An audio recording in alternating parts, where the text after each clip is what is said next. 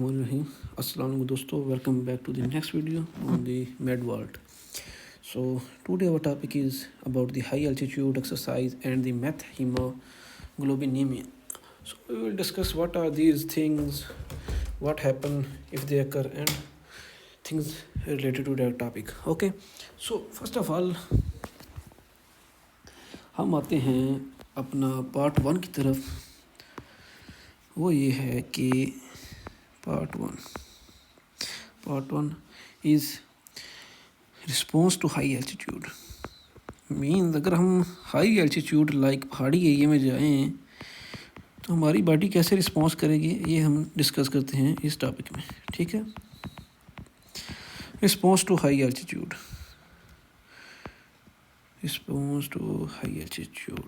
Okay,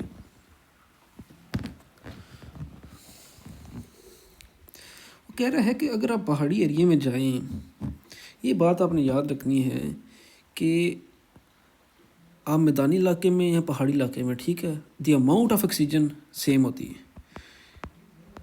amount of oxygen है, ठीक है, वो सेम है. बेशक आप मैदानी इलाके में, बेशक पहाड़ी इलाके में, कहीं भी है, ठीक है. लेकिन जो समझने वाली बात ये है कि तो डिफरेंस किस चीज़ का आता है. डिफरेंस आता है हमारे पार्शियल प्रेशर के अंदर. जो एयर है उसके अंदर ऑक्सीजन का प्रेशर वो डिक्रीज़ हो जाता है जब किधर जाके, जब हम जाते हैं हिल एरियाज़ में, ठीक है, हाई एल्टीट्यूड में. ठीक है, सो जब प्रेशर ड्रॉप होता है ऑक्सीजन का तो क्या चीज़ देखने को मिलेगी हमें. जब प्रेशर ड्रॉप होगा तो oxygen can not enter the lung easily. That's all. ठीक है, सो जिसकी वजह से क्या होगा, हमने बीमारी पड़ी थी. अगर आपका ऑक्सीजन इन्वायरमेंट में कम होगा तो इसका मतलब आपके ब्लड के अंदर भी ऑक्सीजन लेवल ड्रॉप हो जाएगा. ठीक है, ब्लड ऑक्सीजन भी ड्रॉप हो जाएगी. और इस बीमारी को हम क्या बोलते हैं, हम प्रीवियसली स्टडी कर चुके हैं, उसको बोलते हैं हाइपोक्सीमिया. ठीक है, और हाइपोक्सीमिया जब क्या करेगी, टिश्यूज़ में जाके ऑक्सीजन लेवल कम कर देगी, जिसकी वजह से क्या हो जाएगा, हाइपोक्सी हो जाएगी. ठीक है, सो हाइपोक्सीमिया. ठीक है, और ऑक्सीजन प्रेशर ड्रॉप्स, ये 2 पॉइंट्स हैं हाई एल्टीट्यूड के मतलब. ठीक है, सो जब आप जाते हैं हिल एरियाज़ में, एक बॉडी का होता है एक्यूट रिस्पॉन्स, ठीक है, और एक होता है क्रोनिक रिस्पॉन्स. इन दोनों को डिफरेंट सेपरेट डिस्कस करते हैं. फर्स्ट हम डिस्कस करते हैं एक्यूट रिस्पॉन्स बॉडी का क्या होता है. एक्यूट रिस्पॉन्स, सो एक्यूट रिस्पॉन्स में फर्स्ट ऑफ ऑल क्या करती है बॉडी हमारी, इंक्रीज द ब्रीथिंग. ठीक है, आपका जो सांस ले रहे हैं आप, उसकी जो नंबर ऑफ ब्रीथ्स वो इंक्रीज़ हो जाएंगे. ठीक है, जिसकी वजह से क्या होगा, hyper ventilation simply means increase breathing. ठीक है, जब हाइपर वेंटिलेशन होगी क्या होगा, कार्बन डाइऑक्साइड डिक्रीज़ हो जाएगी आपके टिश्यूज़ में. ठीक है, जब कार्बन डाइऑक्साइड डिक्रीज़ हो जाएगी नॉर्मल लेवल से, ठीक है, उससे क्या होता है, हमारी बीमारी बॉडी में एक बीमारी होती है, उसका नाम है रिस्पायरेटरी अल्कालोसिस.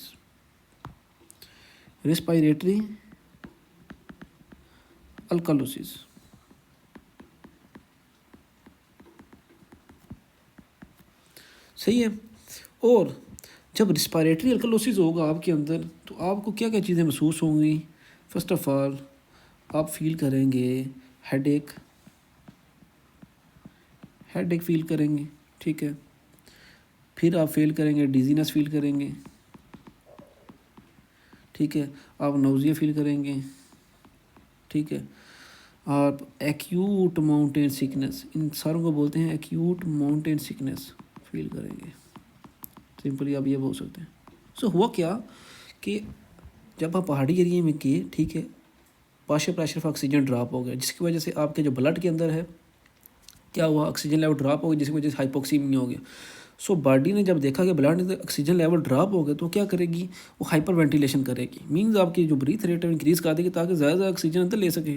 लेकिन इससे क्या होगा कि ऑक्सीजन तो ज़्यादा अंदर आएगी, ठीक है, लेकिन कार्बन डाइऑक्साइड की अमाउंट ज़्यादा बाहर चली जाएगी, ठीक है। कार्बन डाइऑक्साइड की अमाउंट नॉर्मली अमाउंट से, मतलब कि नॉर्मल समझे कि नॉर्मल पर्सन है, ठीक है, उसके अंदर अगर कार्बन डाइऑक्साइड 30% हम एक्सपेल कर रहे हैं फॉर एग्जांपल, तो इस बंदे में क्या होगा 50% या 60% एक्सपेल होगी। सो जो कार्बन डाइऑक्साइड होती है ये हमारे जो एरिया होता है, ठीक है, उसको बनाती है एसिडिक, ठीक है, एसिडिक नेचर देती है, ठीक है। लेकिन जिस एरिया में अब कार्बन डाइऑक्साइड ही कम हो गई है, डिक्रीज़ हो गई, तो क्या होगा, उधर बेस ज़्यादा होगी, जिसकी वजह से क्या होगा, अल्कालोसिस होगा। और जब हमारी बॉडी में अल्कालोसिस होगा तो हमारी क्या साइंस देखने को नज़र आएंगे, वो होगा हेडेक, डिजीनेस, ठीक है। उसके अलावा ये जो तीसरा लिखा गया है नाउजिया, ठीक है, ये अक्यूट माउंटेन सिकनेस एक डिजीज़ है, उसके सिम्टम्स हैं, ठीक है। So that's all about the acute response. अब हम आते हैं क्रोनिक रिस्पॉन्स, क्या होता है बॉडी का जब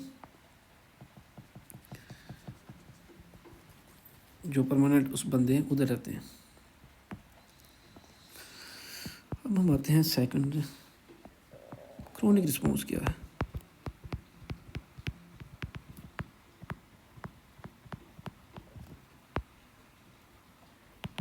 क्रोनिक रिस्पॉन्स में लिखा गया है कि अब पेशेंट में क्या हुआ, हमने बोला उस बंदे के अंदर होगी अल्कालोसिस, ठीक है। सो अल्कालोसिस मींस बेसिस की तादाद ज़्यादा होगी हमारी बॉडी में, ठीक है। जब बेस ज़्यादा होती है उसे हम बोलते हैं अल्कालोसिस, जब एसिड ज़्यादा होता है उसे बोलते हैं एसिडोसिस। तो ये तो हमारा होगा एक्यूट रिस्पॉन्स, हमारी बॉडी में अल्कालोसिस हो गया, ठीक है। अब हमारी बॉडी इसको डील कैसे करेगी, हमारी बॉडी में क्या मौजूद होती हैं, हमारी बॉडी में मौजूद होती हैं किडनीज़, ये हमारी 2 किडनीज़, ठीक है, ये किडनीज़ हैं, ठीक है। किडनीज़ कहती है हम कुछ मदद करने की कोशिश करते हैं, ठीक है। अब किडनीज़ क्या करेंगी, किडनीज़ बेचारी क्या करेंगी, हमारी बॉडी से बाइकार्बोनेट रिमूव करेंगी, बाइकार्बोनेट्स रिमूव करेंगी। बाइकार्बोनेट क्या चीज़ है, ये बेस है, ठीक है। सो किडनी क्या करेगी, बेसिस को रिमूव करेगी आपकी बॉडी से ताकि एसिड बेस का बैलेंस हो सके, एल्कोलोसिस डिक्रीज़ हो। किसको डिक्रीज़ करने के लिए, ये एल्कोलोसिस को डिक्रीज़ करने के लिए क्या करती है, बाइकार्बोनेट रिमूव करती है। और किडनी एक और काम करेगी, किडनी के अंदर एक केमिकल होता है जिसका नाम है, ये तो हर बच्चे को पता होगा, ठीक है, ये तो हम फर्स्ट सेकंड के में पढ़ चुके हैं। किडनी के अंदर एक मॉलिक्यूल होता है जिसका नाम होता है एरिथ्रोपोइटन, एरिथ्रोपोइटन, ठीक है। और ये एरिथ्रोपोइटन रिलीज़ कब होता है, जाहिर बात है हमारा जो ब्लड है वो फिल्ट्रेशन के लिए किधर आता है, किडनीज के पास। सो जब किडनी सेंस करती है कि हमारे ऑक्सीजन, अब ये बात याद रखना, बेशक हमारी बॉडी हाइपर वेंटिलेशन कर रही है लेकिन फिर भी ऑक्सीजन डिमांड पूरी नहीं होती जब आप हील रिलीज में होते हैं, ठीक है। सो हमारी किडनीज क्या रिलीज़ करती है, वो रिलीज़ करती है एरिथ्रोपोइटिन। ये केमिकल है, ये उस वक्त रिलीज़ होता है जब हमारे ब्लड के अंदर ऑक्सीजन की अमाउंट कम होती है, और जब हमारी किडनीज उसे सेंस करती हैं, ठीक है, वो रिलीज़ करती है एरिथ्रोपोइटिन। और एरिथ्रोपोइटिन क्या करती है, जाके बोन मैरो पे एक्ट करती है, और बोन मैरो पे एक्ट करने के बाद क्या करती है, ये बोन मैरो से क्या रिलीज़ करवाती है, इनक्रीज़ करवाती है आरबीसी, हीमोग्लोबिन, ठीक है, 2 चीज़ें होगी। उसके बाद ओवरऑल हेमाटोक्रीट। सो क्या क्या किया उसने, हमारी बॉडी में आरबीसी उसने बढ़ा दी है, ठीक है। मीन्स ओवरऑल आपने जो बात याद करी, जो उसने ओवरऑल हमारी बॉडी में ब्लड की अमाउंट इंक्रीज़ कर दी, ठीक है। हमारी आरबीसी ज़्यादा हो गई, हमारे एचपी ज़्यादा हो गए। सो इससे क्या होगा, हमारे ब्लड की जो ऑक्सीजन कैरिंग कैपेसिटी है वो इंप्रूव हो जाएगी। जाहिर बात ब्लड ज़्यादा होगा तो ऑक्सीजन ज़्यादा हमारी बॉडी के अंदर आएगी। सो इससे क्या होगा, हमें फाइनल रिजल्ट क्या मिलेगा, डिफरेंट कलर में लिखते हैं, improves oxygen carrying capacity. Capacity, ठीक है। इससे इम्प्रूवमेंट आएगी ऑक्सीजन कैरिंग कैपेसिटी में। अब हमारी बॉडी में एक और कंपोनेंट होता है जिसको हम बोलते हैं 2/3 BPG। ये 2/3 जो BPG होता है ये हमारे RBC में मौजूद होता है, ठीक है। और जब भी इसकी अमाउंट इंक्रीज़ होती है, हम यस्टरडे स्टडी कर चुके हैं, जिन बच्चों ने यस्टरडे लेक्चर लिया उन बच्चों को पता होगा, जब भी 2/3 BPG की अमाउंट ज़्यादा होगी तो क्या होगा, ऑक्सीजन अनलोडिंग इंक्रीज़ हो जाएगी, ऑक्सीजन अनलोडिंग इंक्रीज़ होगी। सो क्या पहला बॉडी ने रिस्पॉन्स क्या दिया हमारी ने, उसने बाइकार्बोनेट रिमूव किए हमारी बॉडी से, ठीक है, जिसकी वजह से सर्कुलोसिस थोड़ा डिक्रीज़ हुआ। उसके बाद हमारी बॉडी ने एरिथ्रोपोइटिन रिलीज़ किया जिसकी वजह से हमारी बॉडी में ब्लड ज़्यादा होगा, जिसकी वजह से ऑक्सीजन की कैपेसिटी ज़्यादा होगी। उसके बाद हमारी जो RBC हैं उनमें 2/3 BPG की अमाउंट ज़्यादा होगी, जिससे रिज़ल्ट क्या मिलेगा, हमारी जो ऑक्सीजन अनलोडिंग है वो ज़्यादा हो जाएगी। मीन्स हमारा जो ब्लड जा रहा है टिश्यूज़ के अंदर जा रहा है ब्लड, ठीक है। उधर टिश्यूज़ में जब ब्लड जाता है, ठीक है, और उस ब्लड में उन RBC में 2/3 की BPG की अमाउंट ज़्यादा होती है, तो वो ज़्यादा अमाउंट में ऑक्सीजन अनलोड करता है टिश्यूज़ के अंदर। मीन्स सिंपली बस आपने ये याद रखना है कि वो ज़्यादा ऑक्सीजन देगा टिश्यूज़ को, ठीक है।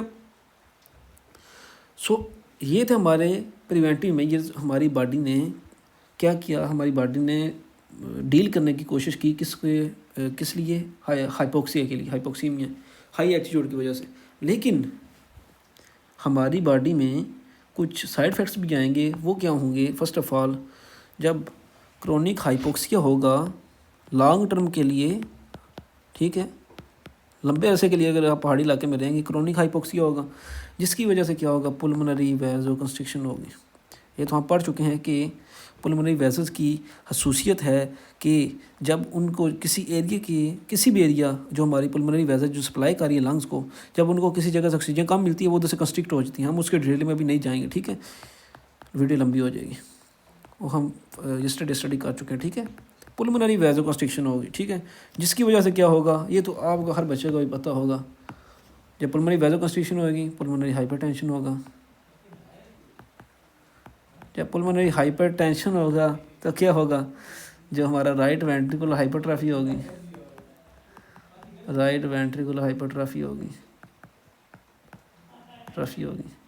और एक कोर पुल्मोनाले एक डिजीज़ है, उसकी तरफ हमें लेके चली जाएगी, ठीक है। ये तो कॉन्सेप्ट आपको समझ आ गया। ये था हमारा response to high altitude. Simply आपने बस ये याद रखनी है, जब आप हाई एल्टीट्यूड पे जाते हैं पार्शियल प्रेशर ऑफ ऑक्सीजन कम हुए थे, ठीक है। सो ऑक्सीजन को इन्वायरमेंट से लंग्स में आने में डिफ़िकल्टी महसूस होती है, ठीक है, कम आती है, जिसकी वजह से हाइपोक्सीमिया होता है, तो हमारी बॉडी उसको रिस्पॉन्स करती है। मीन्स आप जब पहाड़ी इलाके में आज गए ना, तो आज हमारी बॉडी को होगा क्यूट रिस्पॉन्स, लेकिन आप हफ्ता 2 हफ्ते 3 हफ्ते उधर रहते हैं तो फिर हमारा होगा क्रॉनिक रिस्पॉन्स, ठीक है। पहले दिन गए हैं, हमारी बॉडी का क्यूट रिस्पॉन्स क्या दिया, पहाड़ी इलाके में गए हैं, आपकी ब्रीथिंग रेट हाइपर वेंटिलेशन होगा, ठीक है। लेकिन हाइपर वेंटिलेशन का साइड इफेक्ट क्या होगा, हमारी बॉडी से कार्बन डाइऑक्साइड की अमाउंट ज़्यादा एक्सेस में बाहर चली जाएगी, ठीक है, क्योंकि कार्बन डाइऑक्साइड भी हमें चाहिए होती है खास अमाउंट में टिश्यूज़ के अंदर, ठीक है। सो इससे क्या होगा, रिस्पिरेटरी क्लोसिस होगा, जिसकी वजह से हमें अक्यूट माउंटेन सिकनेस होगी। सो फर्स्ट ऑफ ऑल इससे हमें यह पता चला, जब बंदा नया जाता है उधर पहाड़ी इलाके में फर्स्ट टाइम, तो उससे क्या होता है कि वो कहता है कि मुझे सर चक्कर आ रहा है, मुझे डिजीनेस हो रही है, मुझे नोसी हो रहा है, वो अक्यूट माउंटेन सिकनेस की वजह से होता है, ठीक है। सेकेंडली क्या होता है, क्रोनिक रिस्पॉन्स। क्रोनिक रिस्पॉन्स हमारी बॉडी कैसे डील करेगी कि एक बंदा जो हफ्ते 2 हफ्ते से उधर रह रहा है पहाड़ी इलाके में, ठीक है, अल्कोलोसिस को डील करने के लिए किडनी से पहले बाइकार्बोनेट रिमूव करेंगे, जिसकी वजह से अल्कोलोसिस कम होगा। उसके बाद एरिथ्रोपोइटिन रिलीज़ करेगी, जिसकी वजह से हमारे ब्लड की अमाउंट ज़्यादा होगी, ठीक है। उसके बाद जो 2/3 BPG हैं वो RBC के अंदर इंक्रीज़ होंगे, जिसकी वजह से ऑक्सीजन की अनलोडिंग ज़्यादा होगी। और हमें जो बीमारी काज होती है क्रोनिक हाइपोक्सिया की वजह से, वो कोर पुल्मोनाली है, राइट वेंट्रिकुलर हाइपोट्रॉफी है, ठीक है, क्योंकि पुल्मोनरी हाइपरटेंशन होती है, ठीक है। अब हम आते हैं नेक्स्ट पार्ट की तरफ, वो है response to exercise. Response to वो तो हमने पढ़ लिया, response to high altitude, response to exercise पढ़ते हैं। Response to exercise, what is the body response to exercise. जब एक बंदा एक्सरसाइज करता है तो हमारी बॉडी कैसे रिस्पॉन्स करती है। फर्स्ट ऑफ ऑल एक बंदा है जो एक्सरसाइज करता है, ठीक है। फर्स्ट ऑफ ऑल जो बंदा एक्सरसाइज करता है ये आपको पता होना चाहिए। जब एक्सरसाइज लिखो यार, एक्सरसाइज इंक्रीज़ होगी तो ऑक्सीजन डिमांड बढ़ेगी। ऑक्सीजन डिमांड इंक्रीज़ होगी, ये आपने बात याद रखनी है, ठीक है। सो जब ऑक्सीजन डिमांड बढ़ेगी तो हमारी बॉडी कैसे डील करेगी उसके साथ, ये इंपॉर्टेंट पॉइंट है, ठीक है। जब ऑक्सीजन डिमांड बढ़ेगी तो हमारी बॉडी रिस्पॉन्स करेगी। फर्स्ट ऑफ ऑल वो हार्ट रेट को इंक्रीज़ कर देगी, ठीक है। वो इंक्रीज़ कर देगी स्ट्रोक वॉल्यूम को इंक्रीज़ कर देगी। वो कार्डिक आउटपुट को इंक्रीज़ कर देगी। वो ब्रीथिंग रेट इंक्रीज़ कर देगी और वो टाइडल वॉल्यूम इंक्रीज़ कर देगी। ओवरऑल कहने का मकसद ये है कि जो आपके लंग्स हैं और आपका जो हार्ट है उनको ज़्यादा काम करना पड़ता है, ठीक है। सिंपली बस आपको ये पता होना चाहिए। जब ये ज़्यादा काम करेंगे तो फिर हार्ट रेट भी इंक्रीज़ होगा, ये तो सिंपली आपको पता है। उसका स्ट्रोक वॉल्यूम इंक्रीज़ होगा, कार्डिक आउटपुट भी इंक्रीज़ होगी, ये तो अंदर की बात है, ठीक है। लेकिन मेन काम क्या है कि जो लंग्स और हार्ट हैं इन दोनों बेचारों को काम ज़्यादा करना पड़ता है in patient with high exercise, in person with high exercise, not a patient, ठीक है। सो इन चीज़ों से क्या होगा, जब ये काम होंगे, हार्ट रेट इंक्रीज होगा, स्ट्रोक वाली सारी चीज़ें होंगी तो हमारी बॉडी में फर्स्ट ऑफ ऑल होगा कि लंग्स में जो ब्लड फ्लो है, ब्लड फ्लो टू लंग्स, ठीक है, due to increase cardiac output, heart rate, इनकी वजह से blood flow to lungs increase हो जाएगा, ठीक है। सो जब blood flow to lungs increase होगा तो क्या होगा, जो V/Q है, V by ventilation and perfusion, ये हम यस्टरडे स्टडी कर चुके हैं, वो मोर यूनिफॉर्म हो जाएगा, ठीक है, मोर यूनिफॉर्म हो जाएगा, ठीक है। इसकी डिटेल में V/Q डिटेल में जाने की ज़रूरत नहीं है, ये हम यस्टरडे स्टडी कर चुके हैं, ठीक है। सो जब ऑक्सीजन ज़्यादा जाएगी आपकी मसल्स के अंदर, ठीक है। अब एक बंदा है जो एक्सरसाइज ज़्यादा कर रहा है, ठीक है, उसमें क्या चेंजेस आएंगे, ठीक है। जो मसल्स ओवर वर्क करते हैं, मसल्स, एक ज़ाहिर बात है कि मसल्स ज़्यादा काम कर रहा है, उसके अंदर कुछ चेंजेस तो आएंगी। फर्स्ट ऑफ ऑल जो मसल्स है जो ज़्यादा काम करते हैं, ठीक है, उसके अंदर जो है मेटाबॉलिज्म इंक्रीज़ हो जाता है, ठीक है। और जब मेटाबॉलिज्म इंक्रीज़ होगा, ज़ाहिर बात है जो वेस्ट प्रोडक्ट होते हैं वो भी तो इंक्रीज़ होंगे। सो मेटाबॉलिज्म इंक्रीज़ होने से क्या होगा, CO2 लेवल इंक्रीज़ हो जाएंगे उधर मसल टिश्यू के अंदर, ठीक है। H+ ज़्यादा हो जाएंगे, ठीक है। H+ जब ज़्यादा होगा हमारी pH डिक्रीज़ होगी। जब CO2 ज़्यादा होगा तो क्या होगा, अल्कोलोसिस होगी, ठीक है, नहीं एसिडोसिस होगी, ठीक है। सो ये दोनों चीज़ें क्या करेंगी, ये हम यस्टरडे में आपको पढ़ा चुका हूँ, ये दोनों क्या चीज़ें करती हैं, ठीक है। Yesterday lecture was very important, ठीक है। ये दोनों चीज़ें क्या कराती हैं, ये अनलोडिंग करवाती हैं। ये दोनों चीज़ क्या कराएंगी, इंक्रीज़ या unloading of oxygen from haemoglobin, ठीक है। सो इन चीज़ों की वजह से क्या होगा, हमारा जो हीमोग्लोबिन कर्व है, ठीक है, ये हमारी हीमोग्लोबिन कर्व थी, ठीक है, ये राइट शिफ्ट हो जाएगी, राइट की तरफ शिफ्ट होती है, मतलब अनलोडिंग। लेफ्ट की शिफ्ट होती है तो मीन्स डिक्रीज अनलोडिंग, ये लोडिंग की तरफ होती है, ठीक है। ये लोडिंग होती है, अनलोडिंग होती है, ठीक है। ये यस्टरडे स्टडी कर चुके हैं, ठीक है। So not going into detail of this one. So unloading होगी, सिंपली समझ आ गई आपको। जब एक बंदा ज़्यादा एक्सरसाइज करता है उसमें ऑक्सीजन डिमांड बढ़ जाती है, तो हमारे जो लंग्स और हार्ट हैं ये दोनों ओवर वर्क करते हैं, ठीक है। जिसकी वजह से जब हमारी लंग्स में ज़्यादा ब्लड जाएगा, ठीक है, तो क्या होगा, V/Q मोर यूनिफॉर्म होगा, ठीक है।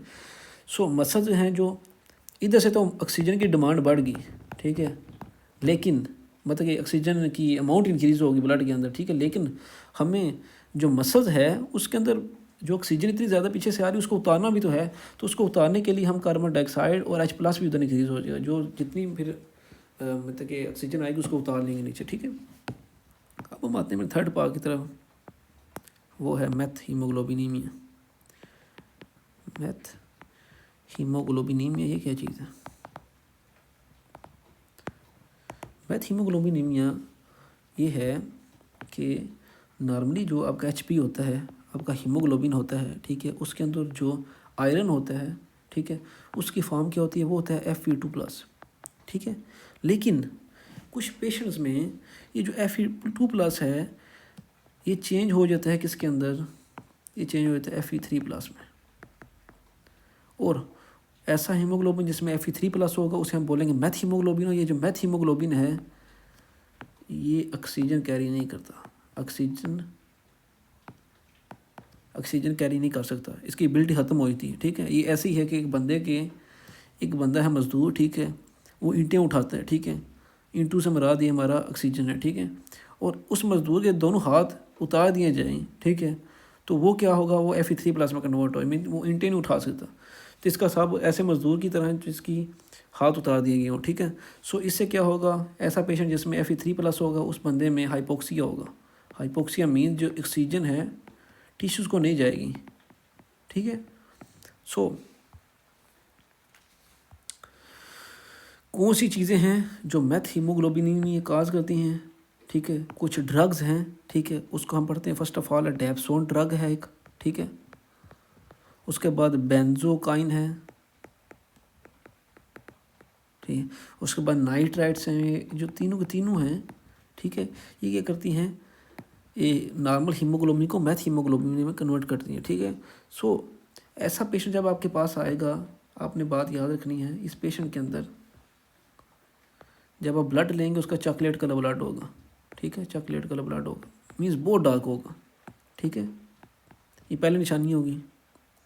सेकंड, उस बंदे को अगर उसके टिश्यूज़ को हाइपोक्सिया है, ऑक्सीजन नहीं मिली, तो साइनोसिस देखने को नज़र आएगी। ठीक है, और ये जो साइनोसिस है ये ऑक्सीजन थेरेपी से इम्प्रूव नहीं होगी, ऑक्सीजन थेरेपी से इम्प्रूव नहीं होगी, क्योंकि ऑक्सीजन कैरिंग कैपेसिटी ख़त्म हो गई है। और इसका ट्रीटमेंट क्या है, ये मोस्ट इंपॉर्टेंट है। The treatment is methylene blue और विटामिन सी, इन दोनों को हम ट्रीटमेंट के लिए इस्तेमाल करते हैं। ठीक है, so that's all about today topic. Up to the next video, good bye.